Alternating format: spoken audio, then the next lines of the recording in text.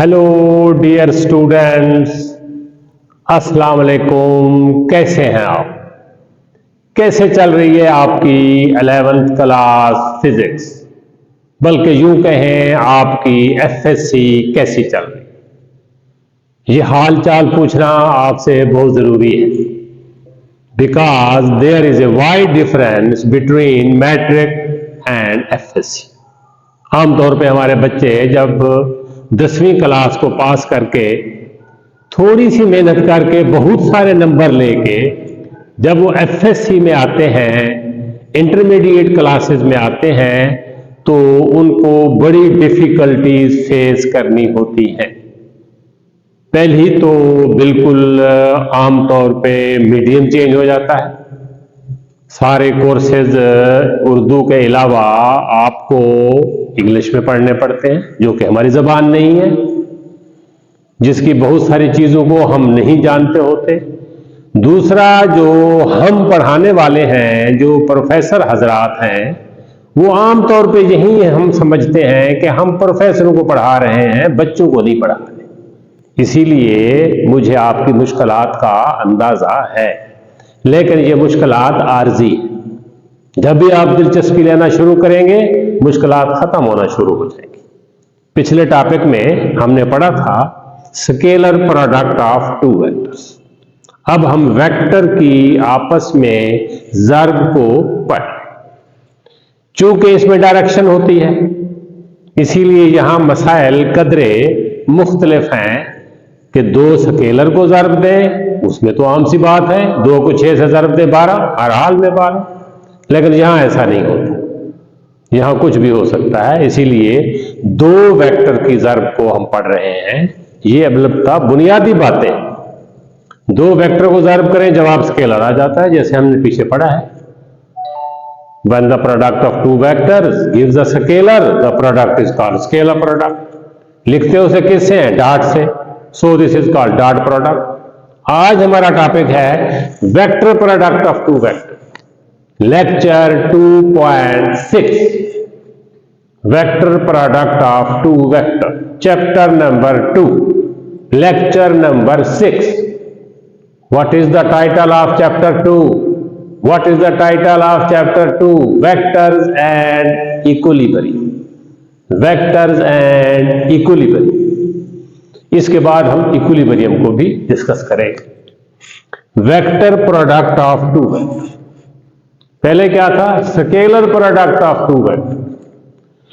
When the product of two vectors gives a vector quantity, दो vector को ज़र्ब दें, जवाब में भी वेक्टर आ जाए, कितनी सादा बात है। जवाब में स्केलर आ जाए तो स्केलर प्रोडक्ट, जवाब में वेक्टर आ जाए तो vector product. Suppose we have two vector A and B. A भी कोई वेक्टर है, जैसे हम कहते हैं जी दो बंदे जा रहे हैं, कोई दो बंदे जा रहे हैं, असलम एंड अकरम जा रहे हैं, तो उनको कोई नाम दे देते हैं। ऐसे ही दो वेक्टर है, कोई दो वेक्टर, इनमें कोई फोर्स हो सकता है, कोई डिस्प्लेसमेंट हो सकता है, कोई वेलोसिटी हो सकता है, कोई मोमेंटम हो सकता है, कोई एक्सेलरेशन हो सकता है, कोई वेक्टर भी हो सकता है। फिजिकल क्वांटिटीज आपको पता है, कुछ वेक्टर होती हैं और कोई स्केलर होती हैं। हमारे पास कोई दो वेक्टर है ए और बी, और उनके दरमियान एंगल थीटा। याद करें, theta is the angle between A and B. A is making with B and B is making with A. यूं हम कहते हैं बिटवीन ए एंड बी। लिखने का तरीका ए क्रॉस बी, इसीलिए इसे कहते हैं क्रॉस प्रोडक्ट। उसको कहते थे डॉट, हम नुक्ता लगाते थे, यहां ज़र्ब का निशान जिसको क्रॉस कहते हैं। A cross B, A B sine theta, A B sine theta. आगे क्या है? Unit vector. पता है आपको कि यूनिट वेक्टर क्या बताता है? डायरेक्शन बताता है। यूनिट वेक्टर क्या बताता है? डायरेक्शन बताता है। जो आपका रिजल्टेंट वेक्टर है उसकी मैग्नीट्यूड तो ये है, ए बी साइन थीटा, ये magnitude, A B sine theta, ये रिजल्टेंट वेक्टर की मैग्नीट्यूड है, उसकी डायरेक्शन। ये जो दो वेक्टर हैं, ये एक प्लेन बना रहे हैं, इस प्लेन के कंसेप्ट पे आपने जरा तवज्जो ज्यादा कर देनी है कि प्लेन से मुराद एरिया। एरिया तब बनता है जब दो लाइनों के दरमियान एंगल, ये एंगल थीटा है, ये बी है, ये ए है, बी के पैरेलल ये लगा दिया, ए के पैरेलल ये लगा दिया, ये सारा क्या है, ये plane of A and B है एरिया। इसके ऊपर एन जो है, N is perpendicular to plane of A and B. n is normal to plane made by A and B। n जो है उस प्लेन के ऊपर परपेंडिकुलर होगा। किस प्लेन के ऊपर? जिनको बना रहे हैं कौन? A और B। एरिया की दो साइड्स होती हैं, एक साइड A है और एक साइड B है। जैसे ये देखें, इसकी एक साइड ये है, एक साइड ये है, तो ये क्या बन गया? एक प्लेन बन गई, एरिया बन गया। ए क्रॉस बी, ए क्रॉस बी, तो ए को बी की तरफ ले आए, ये थंब देखें परपेंडिकुलर है, ये एन यूं शो कर रहा है। अगर बी को करें, ये देखें, फिर बी करेंगे तो ये ऐसे, तो थंब अपोजिट है। तो इसका मकसद है A cross B is equal to minus B cross A. ये देखें, ए डॉट बी और बी डॉट ए बराबर थे।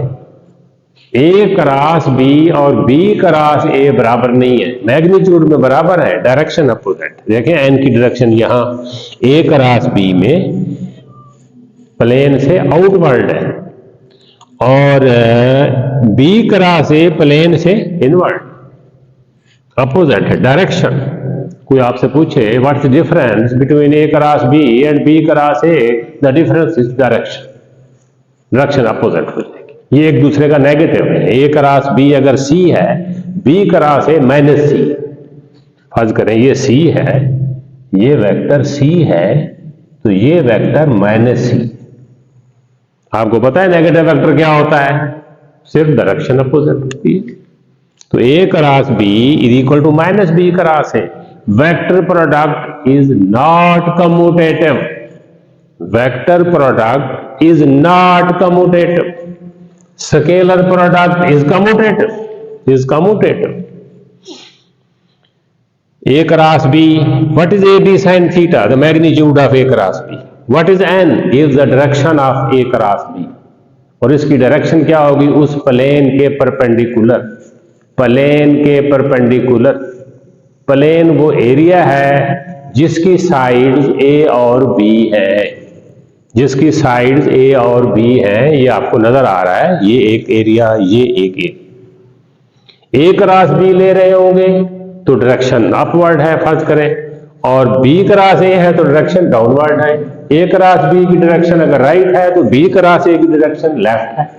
ए क्रॉस बी डाउन है तो बी क्रॉस ए अप है, एक दूसरे का opposite. Definition: when the product of two vectors gives the vector quantity, the product is called vector product. Equation: A cross B, AB sin theta. N unit vector, this gives the direction, this gives the magnitude. अब देखें magnitude depend कर रही है ए की magnitude पे, B की magnitude पे और उनके दरमियान एंगल पे, यानी उनकी तरतीब पे, उनकी ओरिएंटेशन पे। N is normal to the plane made by A and B. A and B कौन बना रहा है? ए एंड बी प्लेन को बना रहे हैं और एन उसके परपेंडिकुलर है। एग्जांपल: टार्क बी वेक्टर, आर बी वेक्टर और एफ बी vector. R is position vector, F is a force. अब हम इस इक्वेशन से दो तीन स्पेशल केस डिस्कस कर रहे हैं।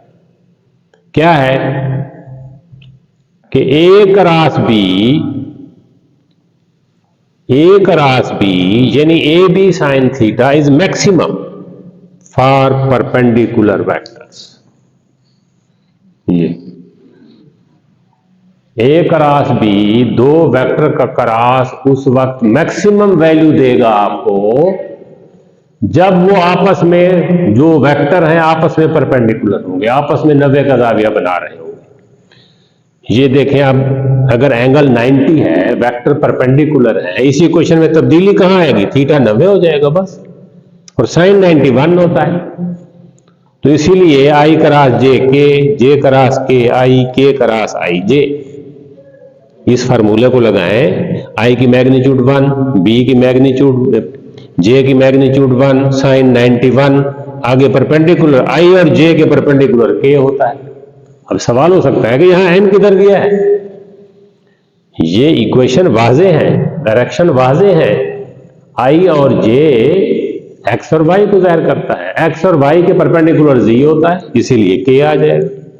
जे और के परपेंडिकुलर एक्स होता है, आई आ जाएगा। के और आई के परपेंडिकुलर जे होता है, इनका इन्वर्स करेंगे तो माइनस हो जाएगा।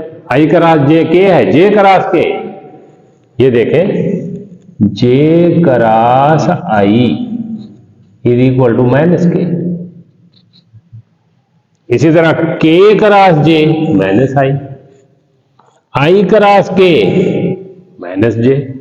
ये आमतौर पे ये X Y and Z, I J K. अगर हम यूं आए एंटी क्लॉकवाइज तो पॉजिटिव, अगर हम यूं जाएं तो नेगेटिव। नेक्स्ट, एक तो हमने केस डिस्कस किया when they are perpendicular. If they are parallel, cross product will be zero for parallel vector. ये देखें पैरेलल, पैरेलल में थीटा क्या होता है? जीरो होता है।